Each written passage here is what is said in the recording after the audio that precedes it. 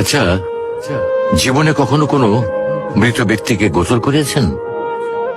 যদি কখনো সুযোগ হয় তাহলে সেই মৃত ব্যক্তিকে গোসল করাবেন।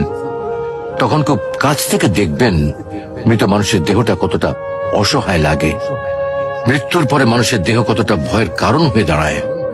সুযোগ পেলে রাতে লাশটা পাহারা দেবেন, তখন বুঝতে পারবেন প্রিয় মানুষটার লাশ রাতের বেলায় আপনার কাছে কতটা অদ্ভুত লাগে, কতটা ভয়ের কারণ হয়ে ওঠে, কতটা আতঙ্কের কারণ হয়ে যায়।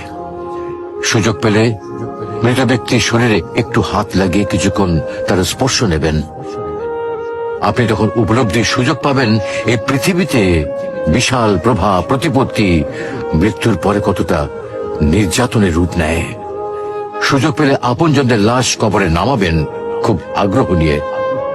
শেষবারের মতো মৃতদেহের মুখটি একবার দেখার চেষ্টা করবেন এবং বারবার উপলব্ধি করার চেষ্টা করবেন এই মৃতদের সাথে অনন্তকালের যাত্রার পথে এটাই আপনার জীবনের শেষ দেখা।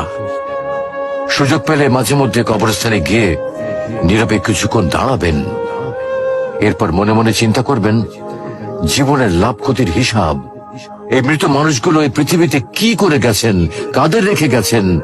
যাদের রেখে গেছেন তারা কি কখনো এই মৃত মানুষগুলোকে স্মরণ করার জন্য কবরস্থানের আশেপাশে একটি বারের জনকে দেখতে আসে?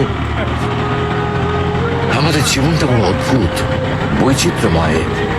আমরা এর জন্য ওর জন্য, ধন সম্পদের জন্য, ঐশ্বর্যের জন্য, বাড়ি গাড়ি টাকা পয়সার জন্য কত মায়া দেখাই, আগ্রহ দেখাই, আরো চাই আরো চাই আমাদের।